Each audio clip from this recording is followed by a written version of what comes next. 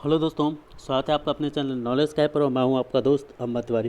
और ये हमारी रात 8:30 बजे की क्लास है जो कि आपको डेली मिलती है।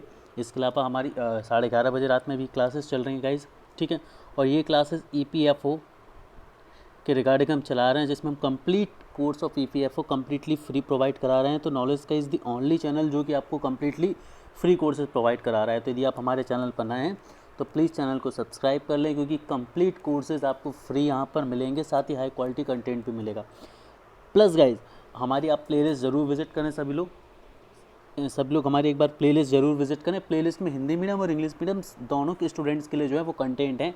आपको थोड़ी सी मेहनत करनी पड़ेगी कि आपको प्लेलिस्ट में तो जाना पड़ेगा, और प्लेलिस्ट में जाकर अपनी तैयारी स्टार्ट कर सकते हैं आप सभी लोग, ठीक है गाइज। काफ़ी अच्छा कंटेंट है, आप बिल्कुल ज़रूर जाकर चैनल को देखिए।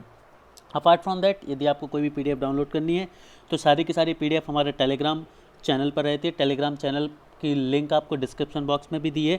यदि लिंक वर्क ना करे तो आप टेलीग्राम पर जाकर सिंपली नॉलेज स्काई सर्च करेंगे तो knowledge sky right to free education करके आपको एक चैनल मिलेगा। That is our official channel, ठीक है गाइज।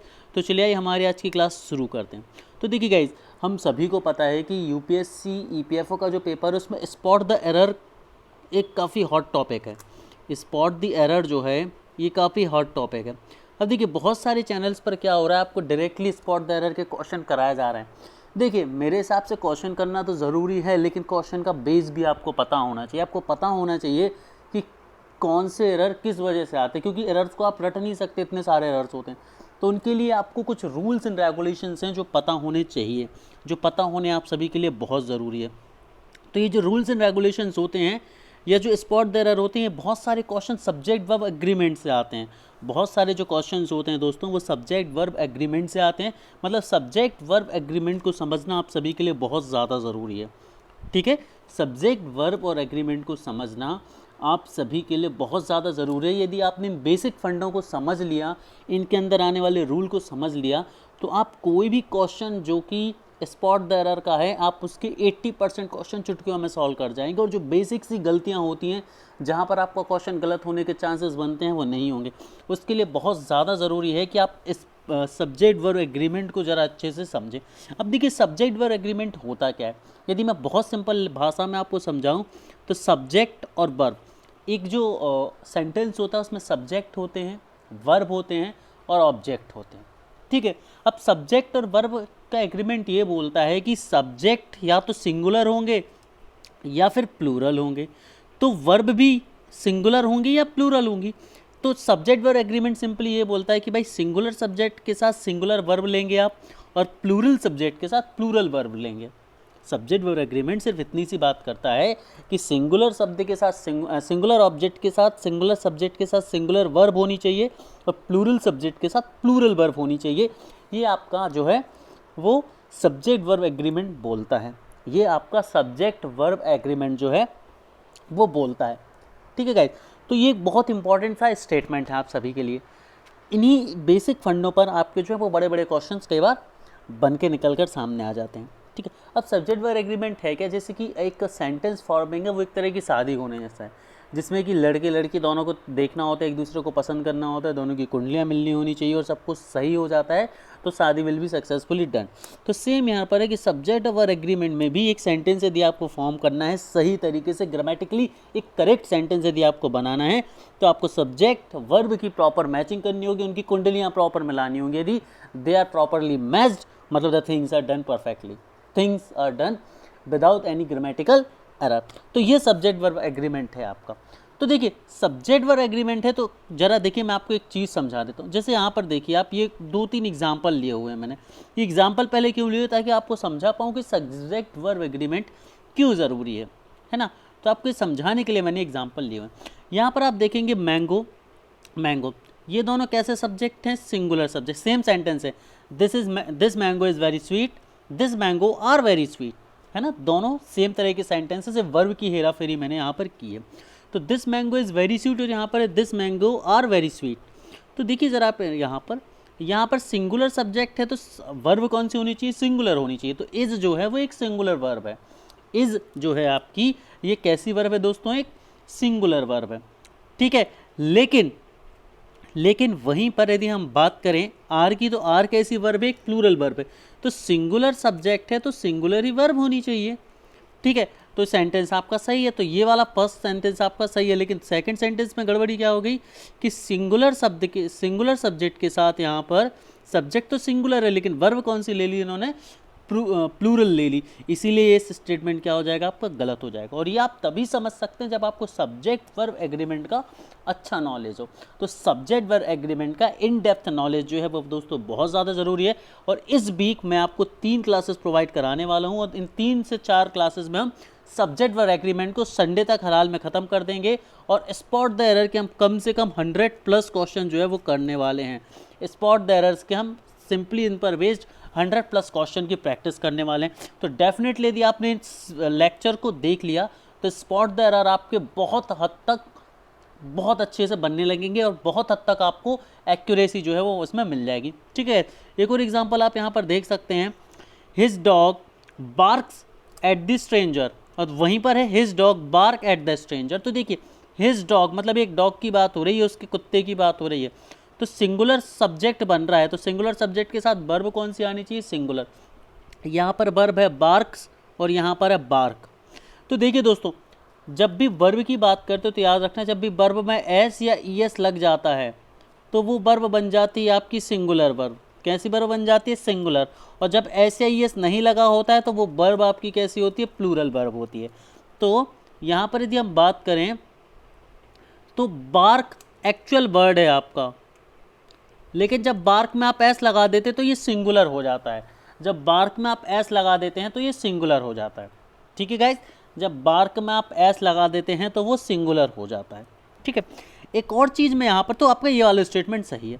अब एक और चीज़ मैं आपको बता दूँ, ये कहीं मैं आपको रिटन में नहीं दे रहा हूँ, लेकिन इस चीज़ को गठान बांध लीजिए, याद रखेंगे आप सभी लोग कि जब भी देखिए नाउन 2 तरह की हो सकती है, एक काउंटेबल नाउन हो सकती है और एक अनकाउंटेबल नाउन होती है। एक काउंटेबल नाउन होती है और एक अनकाउंटेबल नाउन होती है। काउंटेबल नाउन के लिए ये सारे लफड़े होते हैं कि वर्ब सिंगुलर होनी है या प्लूरल होनी है, मतलब सिंगुलर या प्लूरल वर्ब का जो सिलेक्शन है वो किसके लिए होता है, काउंटेबल नाउन के लिए होता है, जो आपके काउंटेबल सब्जेक्ट्स हो सकते हैं। लेकिन अनकाउंटेबल नाउन के साथ कोई डाउट की कंडीशन ही नहीं होती है। क्यों? क्योंकि अनकाउंटेबल नाउन के साथ हमेशा हम सिंगुलर वर्ब यूज़ करते हैं। कौन सी वर्ब यूज़ करते हैं, सिंगुलर। इस चीज़ को रट लें कि अनकाउंटेबल नाउन के साथ सिंगुलर वर्ब यूज़ होती है, मतलब वो सारी नाउन्स जिनको आप काउंट नहीं कर सकते उनको, उनके साथ हमेशा आप सिंगुलर वर्ब यूज़ करते हैं। कि कौन सी वर्ब यूज़ करते हैं, उनके साथ आप हमेशा सिंगुलर वर्ब यूज़ करते हैं। जैसे कि मिल्क, वाटर, एंगर, आपके इमोशंस, ये सारे अनकाउंटेबल नाउन्स, और अनकाउंटेबल नाउन्स के साथ आप हमेशा सिंगुलर वर्ब यूज़ करेंगे, क्योंकि उन्हें आप काउंट तो कर नहीं सकते, तो उनकी मल्टीप्लिसिटी होना तो पॉसिबल है ही नहीं। और जब उनकी मल्टीप्लिसिटी होना पॉसिबल नहीं है तो उनकी प्लूरल फॉर्म होना भी पॉसिबल नहीं है। इसीलिए अनकाउंटेबल नाउन के साथ सिर्फ और सिर्फ हम क्या यूज़ करते हैं, सिंगुलर वर्ब यूज़ करते हैं। आई होप आप सभी समझ पाएंगे।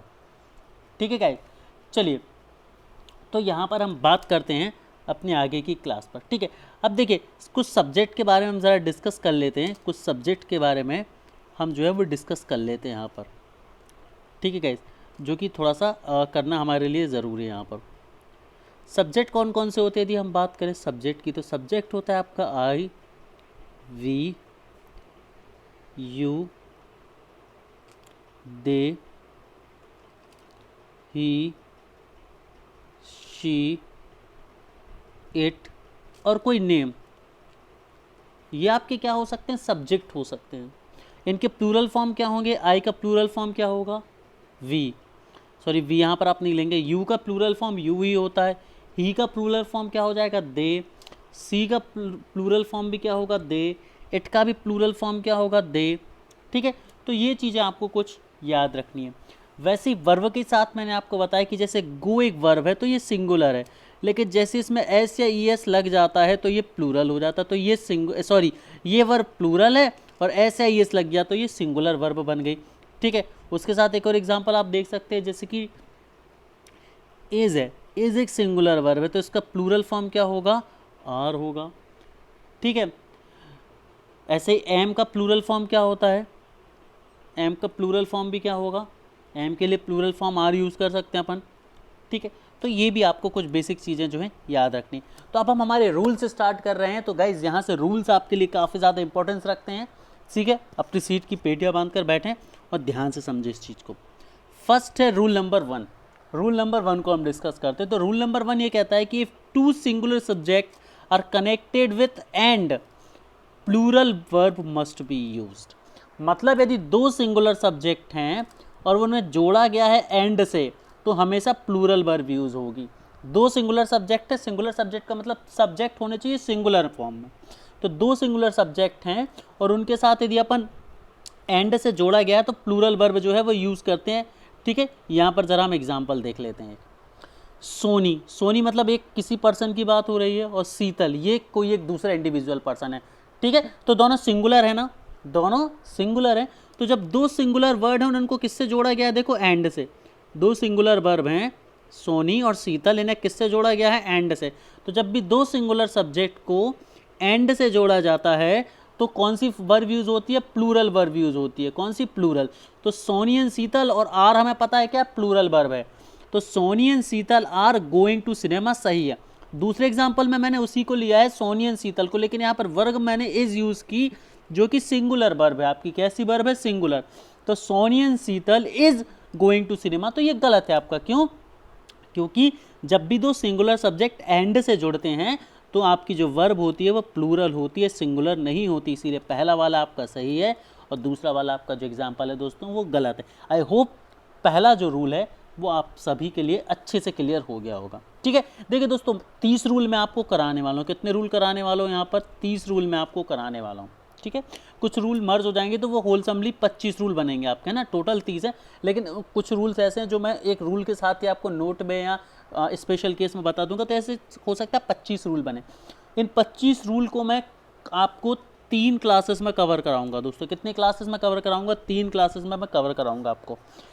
एक साथ सारे रूल इसलिए नहीं दूंगा, नहीं तो आप लोग कंफ्यूज हो जाएंगे। तो आज कुछ रूल होंगे, उन पर बेस्ड क्वेश्चंस होंगे, ठीक है, और आपको उनको परफेक्ट कर लेना है। उसके बाद अगली क्लास, ऐसे आप भूलेंगे भी नहीं और आपकी प्रैक्टिस भी बनी रहेगी। तो रूल नंबर 1 क्या बोलता है भाई, कि जब दो सिंगुलर सब्जेक्ट होंगे, जब भी दो सिंगुलर सब्जेक्ट होंगे तो उन्हें एंड से जोड़ा जाएगा तो प्लूरल वर्ब यूज होगी ही होगी।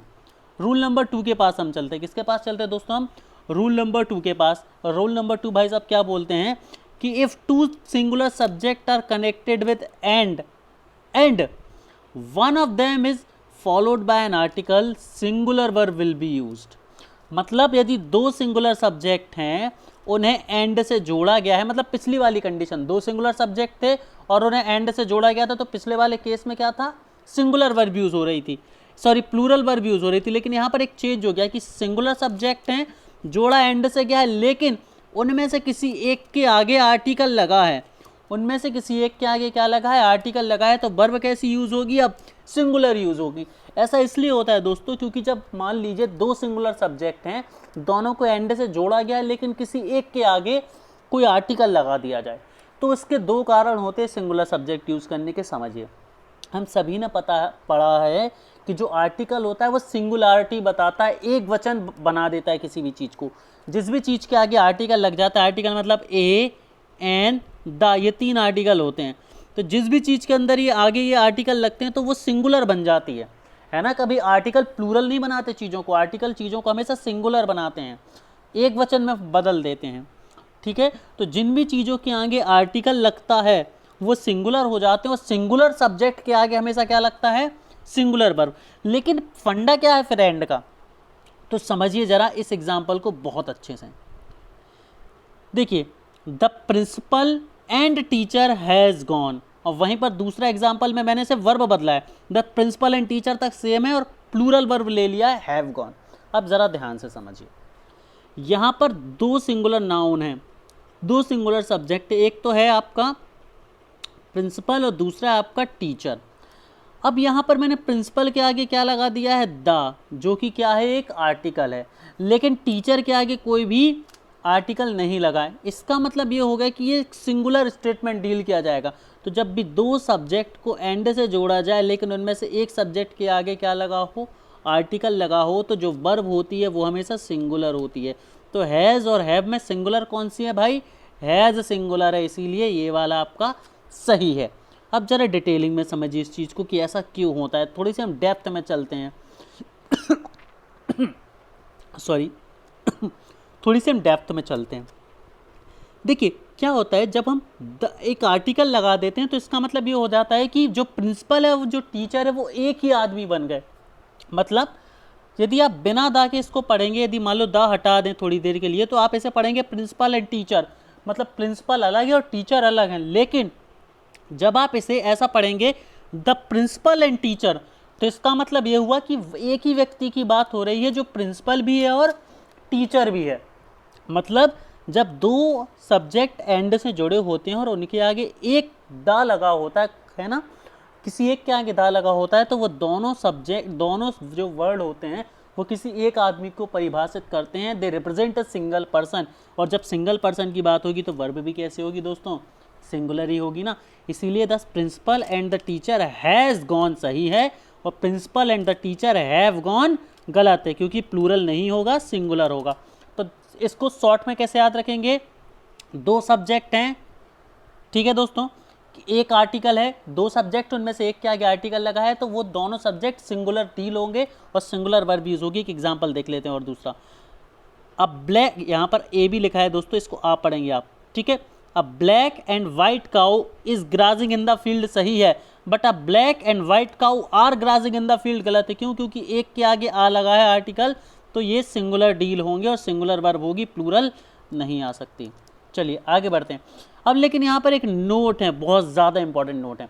यहाँ पर मैंने क्या बताया दोस्तों आपको कि सिंगुलर सब्जेक्ट कितने थे, दो थे, लेकिन द एक के आगे लगा था, आर्टिकल एक के आगे लगा था, तो सिंगुलर वर्ब यूज हुई। लेकिन अब देखिए प्रिंसिपल और टीचर है, अभी से प्रिंसिपल के आगे दा लगा था ना, आर्टिकल लगा था, मैंने क्या किया, टीचर के आगे भी दा लगा दिया। अब क्या होगा, मैंने टीचर के आगे भी दा लगा दिया, तो अब है ना, तो इस केस में क्या होता है, जब दोनों के आगे दा लग जाए, दोनों के आगे आर्टिकल लग जाए, तो प्लूरल वर्ब यूज होती है।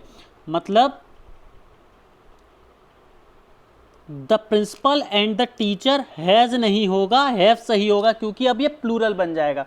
यदि दोनों में से एक के आगे लगा है तो सिंगुलर वर्ब लेंगे, और दोनों के आगे दा लगा है और एंड से जुड़े हैं तो प्लूरल वर्ब लेंगे, तो दूसरा वाला आपका ऑप्शन सही होगा, ठीक है। तो the principal and the teacher have come.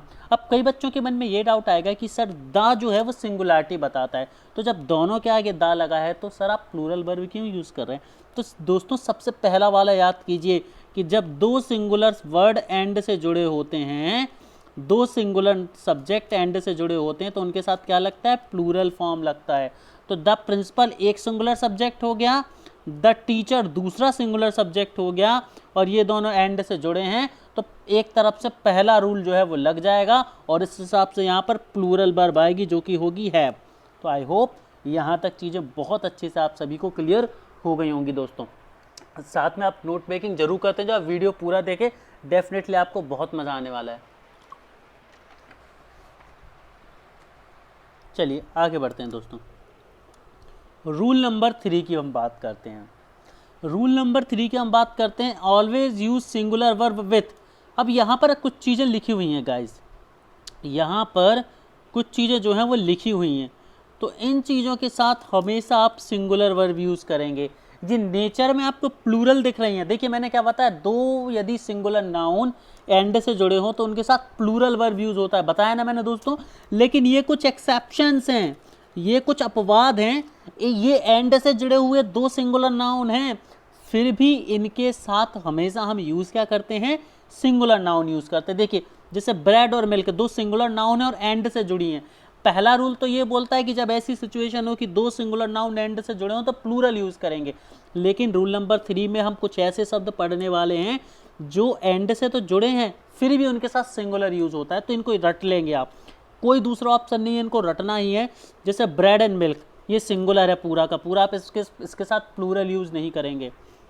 Bread and butter, slow and study, rice and curry, summary and substance, substances नहीं है दोस्तों, ये सब्सटेंस है, ठीक है। Horse and carriage, pen and ink, तो देखिए इसमें क्या है, जैसे पेन एंड इंक है तो पेन अलग सब्जेक्ट है, इंक अलग सब्जेक्ट और एंड से जुड़े हैं। पहला रूल तो ये बोलता है कि भाई जब दो सिंगुलर सब्जेक्ट एंड से जुड़े हो तो आप प्लूरल वर्ब यूज़ कीजिए। लेकिन ये इतने ऐसे एक्सेप्शनल केस हैं, ऐसे अपवाद हैं जो एंड से तो जुड़े हैं दो सिंगुलर सब्जेक्ट, फिर भी इनके साथ क्या यूज़ होता है, सिंगुलर वर्ब ही यूज़ होती है। तो नाम बिल्कुल रट लें, bread and milk, bread and butter, slow and study, rice and curry, summary and substances, horse and carriage, pan and milk. ठीक है, तो देखिए अब ये एक पहला एग्जाम्पल तो बहुत कॉमन है, हम सभी ने सुना है, slow and study wins the race. ठीक है, तो slow and study win the race पहला गलत है। क्यों? क्योंकि विन जो है सिंगुलर फॉर्म लेना है। तो जब वर्ब अकेली होती है, देखिए वर्ब में उल्टा चलता है, जैसे विन लिखा है तो ये प्लूरल है, और विन के साथ हम एस लगा देंगे, विंस लगा देंगे, तो ये कैसा हो जाएगा, सिंगुलर हो जाएगा। ये कैसा हो जाएगा, सिंगुलर। तो जब भी वर्ब में एस लगा दिया जाता है तो वो सिंगुलर बन जाती है दोस्तों, और नाउन में एस लगा दो तो वो प्लूरल बनती है। याद रखना है, नाउन में एस लगाने पर वो प्लूरल होती है, और वर्ब में एस या यस लगाने पर वो सिंगुलर बन जाती है। तो slow and study wins the race, ये आपका दूसरा वाला सही है।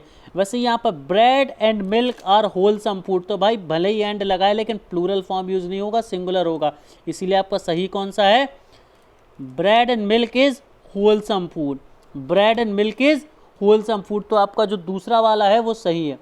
इसके अलावा राइस एंड करी इज टेस्टी डिश, तो राइस एंड करी के साथ इज जो है कि वो सिंगुलर वर्ब यूज हुई। इसी के अलावा the horse and the carriage is waiting for you, तो हॉर्स एंड कैरेज के साथ सिंगुलर वर्ब इज लगाई हमने। आई होप दोस्तों चीज़ें यहाँ तक आप सभी को बहुत अच्छे से और प्यार से समझ आ रही होंगी। आगे बढ़ते हैं हम और अपना रूल नंबर 4 देखते हैं। आगे बढ़ते हैं और रूल नंबर हम अपना 4 देखते हैं। रूल नंबर 4 क्या बोलता है कि यदि सिंगुलर सब्जेक्ट हैं और उन्हें एंड से जोड़ा गया है और उनके पीछे ईच या एवरी लगा है, ठीक है, फिर से ध्यान से समझेंगे इसे, सिंगुलर सब्जेक्ट हैं दोस्तों और सिंगुलर सब्जेक्ट को एंड से जोड़ा गया है और उनके पीछे क्या लगा है, ईच और एवरी लगा है, तो ये सिंगुलर यूज होंगे। अब एक चीज़ यहाँ पर दिमाग में बिठा लीजिए दोस्तों, एक चीज़ की गठान मान लीजिए कि जहाँ पर भी ईच एवरी आइदर नाइदर, ये 4 शब्द रट लीजिए, ईच एवरी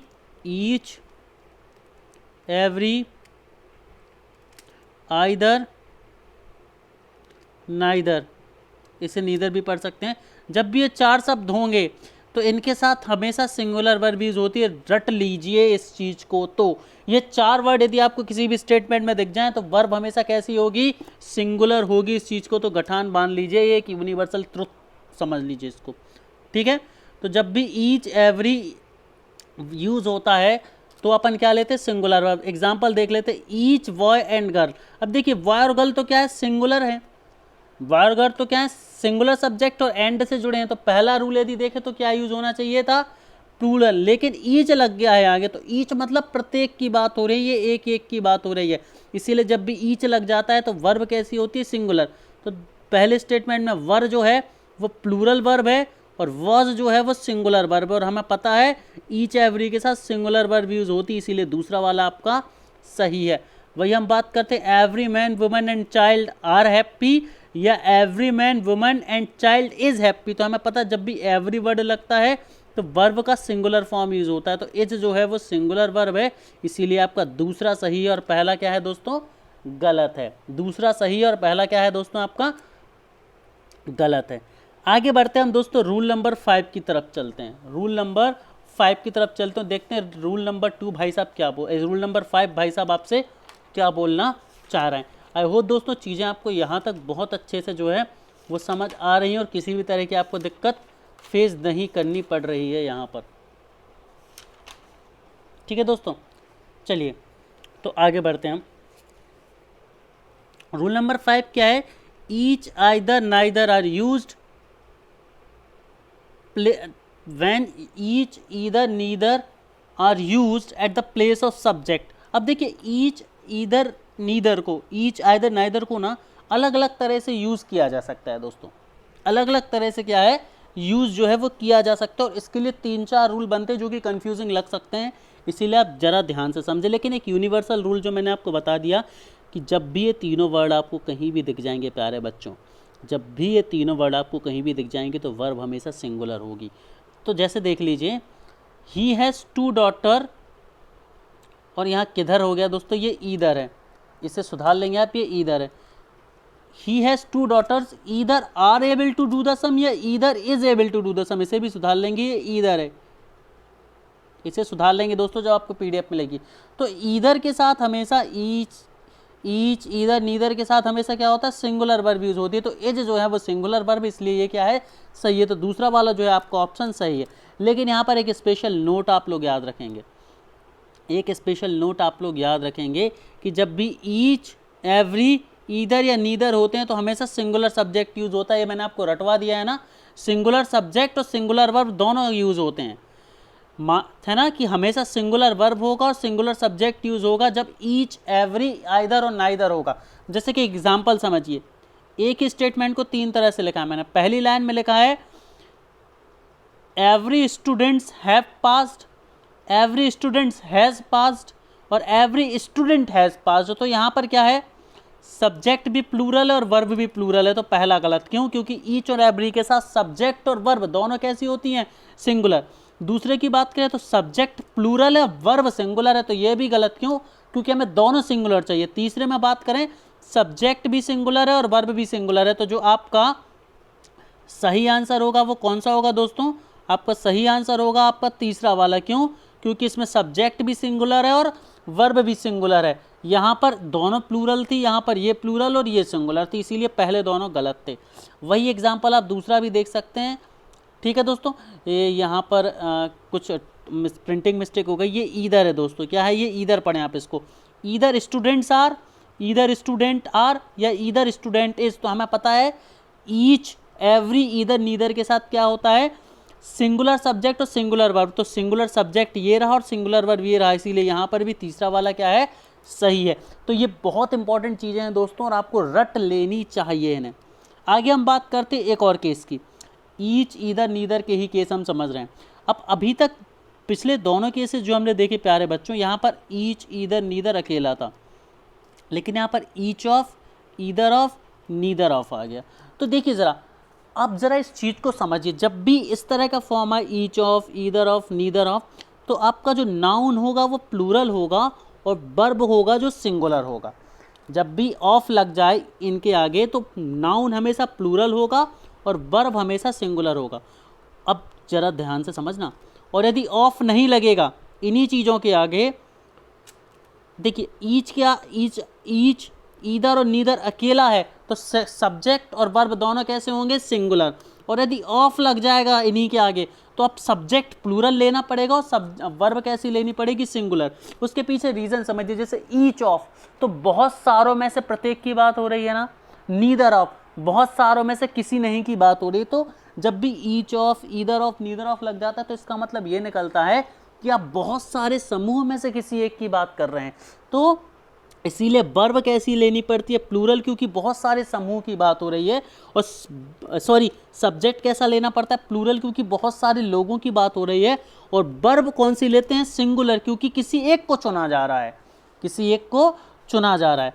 अब जरा एग्जाम्पल देख लेते हैं, ईच ऑफ देम। अब देखिए यहाँ पर सब्जेक्ट कैसा आ गया, प्लूरल, देम कैसा है, प्लूरल है, लेकिन वर्ब कैसी होनी चाहिए, सिंगुलर, लेकिन वांट क्या है, प्लूरल वर्ब बन जाती है। तो दूसरा वाला सही है आपका ये, each of them wants to go to school, each of them wants to go to school. ऐसे यहाँ पर देखें either of you, either of you, तो प्लूरल वर्ब, प्लूरल सब्जेक्ट है यहाँ पर, लेकिन वर्ब कैसी होनी चाहिए, सिंगुलर। तो either of are, either of you are कैसी है, प्लूरल है, तो पहला वाला गलत हो जाएगा। तो सही कौन सा होगा, इज वाला, either of you is to be rewarded, सही है। ऐसे ही एक और एग्जाम्पल क्या है, neither of them knows Punjabi, तो नीदर ऑफ देम प्लूरल हो गया, नोज कैसी वर्ब है, सिंगुलर वर्ब हो गई, और ये प्लूरल सब्जेक्ट हो गया। ऐसे यहाँ पर देख सकते हैं आप, each of the student has to, each of the student has to, तो सिंगुलर सब्जेक्ट हो जाएगा, स्टूडेंट्स लगेगा यहाँ पर, तो सॉरी प्लूरल सब्जेक्ट हो जाएगा और सिंगुलर क्या हो जाएगी आपकी यहाँ पर, वर्ब हो जाएगी गाइस। तो आई होप ईच के तीनों जो फॉर्मेट हैं आपको बहुत अच्छे ढंग से दोस्तों समझ आ गए हैं, यही मेरी आशा है। चलिए अब दोस्तों हम कुछ प्रैक्टिस कर लेते हैं जो हमने आज पढ़ा है उसके बेसिस पर, ठीक है। बहुत सिंपल से रूल थे, एक बार जल्दी से मैं इनको समराइज ज़रूर कर दूं आप सभी के लिए। तो रूल 1 क्या बोलता है कि दो सब्जेक्ट हैं, एंड से जुड़े हैं, तो हमेशा प्लूरल वर्ब यूज़ होगा। दूसरा रूल क्या बोलता है कि यदि दो सब्जेक्ट हैं, एंड से जुड़े हैं लेकिन किसी एक सब्जेक्ट के पहले आर्टिकल लगा है, सिर्फ एक सब्जेक्ट के पहले आर्टिकल लगा है, तो वर्ब कैसी लेंगे, सिंगुलर लेंगे। और यदि दोनों सब्जेक्ट के आगे आर्टिकल लगा दे, जैसे दोनों एंड से जुड़े हैं और दोनों के आगे आर्टिकल लगा दे, तो वर्ब कैसी यूज़ होगी, प्लूरल यूज़ होगी। उसके अलावा रूल नंबर 3 ये बोलता है कि इतनी जो चीज़ें हैं ये भले ही एंड से जुड़ी हैं और भले ही हमें प्लूरल दिख रही हैं, लेकिन इनको हमेशा सिंगुलर माना जाता है और इनके साथ हमेशा सिंगुलर सब्जेक्ट यूज़ किए जाते हैं। रूल नंबर 4 ये बोलता है कि ईच और एवरी जब भी आएगा तो सब्जेक्ट सिंगुलर होगा। रूल नंबर 5 बोलता है कि ईच, ईदर, नीदर जब भी आएगा तो सिंगुलर सब्जेक्ट होगा। और उसके साथ एक चीज़ एक्स्ट्रा देखी थी कि यदि सिंगुलर वर्ब और सिंगुलर सब्जेक्ट यूज़ होंगे जब भी अकेले ईच, ईदर, नीदर आएंगे, और यदि इन्हीं में ऑफ लग जाएगा तो सब्जेक्ट अब प्लूरल हो जाएगा और वर्ब हमेशा सिंगुलर ही रहेगी यदि ऑफ लग जाएगा तो। अब कुछ क्वेश्चन देख लेते हैं दोस्तों। Ram and Shyam blank brothers, तो राम एंड श्याम, अब देखिए पहला रूल यहाँ पर लग जाएगा, राम एक सिंगुलर सब्जेक्ट है, श्याम एक सिंगुलर सब्जेक्ट है, और जब दो सिंगुलर सब्जेक्ट एंड से जुड़ते हैं तो क्या यूज़ होता है, प्लूरल वर्ब। तो इज प्लूरल वर्ब है या आर प्लूरल वर्ब है, आर जो है वो प्लूरल वर्ब है, इसीलिए आपका जो दूसरा ऑप्शन है वो सही है। आगे देखते हैं स्लो एंड स्टडी, तो अब भी हमने सेकंड रूल में पढ़ा था दोस्तों कि slow and study, rise and करी, ब्रेड एंड बटर, ये ऐसी चीज़ें हैं जो देखने में तो लगती हैं कि सिंगुलर वर्ब हैं और एंड से जुड़े हैं तो प्लूरल होना चाहिए, लेकिन हमें पता है कि ये कैसे होते हैं, स्लो एंड स्टडी क्या है, सिंगुलर होते हैं और सिंगुलर ही डील किए जाते, इसीलिए क्या हो जाएगा, विंस द नेस। तो देखिए दोस्तों यहाँ पर ये दोनों इसीलिए साथ में रखे हुए थे, राम एंड श्याम पहले रूल को फॉलो कर रहा था और स्लो एंड स्टडी पहले रूल जैसा लग रहा था, लेकिन रूल नंबर 3 को फॉलो कर रहा था जो एक्सेप्शनल केस बताए थे। ऐसे ही एग और बटर का भी होता है दोस्तों, एग और बटर के साथ भी ये होगा, egg and butter is sold here, egg and butter is sold here. तो जो स्लो एंड स्टडी होता है वैसे ही एग और बटर भी होता है, ये आप रट ले बिल्कुल मेरे प्यारे दोस्तों, ठीक है। तो आई होप यहाँ तक ये एग्जाम्पल समझ आ रहा होगा। अगला एग्जाम्पल देखते हैं, I am not Ramesh blank going to do the work now, I am not Ramesh going, I and not Ramesh, तो यहाँ पर अपन पहली वर्ब के अनुसार क्या लेंगे, एम लगाएंगे। यहाँ पर पहली वर्ब के अनुसार क्या लगाएंगे अपन, यहाँ पर एम लगाएंगे। ये रूल मैं आपको आगे सिखाऊंगा दोस्तों। आगे बात करते हैं, Soni blank not do this job, तो जो आपका फिफ्थ है इसका सही आंसर ऑप्शन है नीड या नीड्स। तो भाई सोनी जो है इसके साथ अपन वर्ब कौन सी लेंगे, नीड्स लेंगे, सिंगुलर वर्ब, तो यहाँ पर ऑप्शन क्या आ जाएगा, नीड्स आ जाएगा, ठीक है दोस्तों। अब यहाँ पर दोस्तों 1 2 3 4 5 ही जो क्वेश्चन है ये मैं आपकी प्रैक्टिस के लिए छोड़ता हूँ, ठीक है। इनका आंसर मुझे कमेंट सेक्शन में चाहिए और कमेंट सेक्शन में ही मैं दोस्तों आपको इनके जो हैं आंसर्स दूंगा, ठीक है। यहाँ पर एक क्वेश्चन जैसे आप ईच ऑफ अस, तो मैंने आपको सिखाया था कि ईच ऑफ अस है, तो ईच जब भी लगता है तो सिंगुलर होता है, लेकिन जब भी ईच ऑफ अस लग जाता है तो सब्जेक्ट प्लूरल लेना है, वर्ब सिंगुलर लेनी है। तो यहाँ पर पूछा है ईच ऑफ अस, अस है तो सब्जेक्ट कैसा हो गया, प्लूरल। अब वर्ब बची जो कि सिंगुलर होनी चाहिए, तो वर्ब दो हैं, हैज़ और हैव, तो वर्ब सिंगुलर वर्ब कौन सी है, हैज़, तो ईच ऑफ अस हैज़ आएगा आपका यहाँ पर, ठीक है। तो इन्हीं लॉजिक का यूज़ करके आपको क्वेश्चंस को सॉल्व करना है। आई होप दोस्तों ये चैप्टर आपको पसंद आया होगा, समझ आया होगा। अगला चैप्टर आपको जल्दी क्लास मिलेगी और इस वीक हम इसकी 3 क्लास करने वाले हैं और सारे रूल्स को ख़त्म करने वाले हैं, तो stay tune with us. Thank you.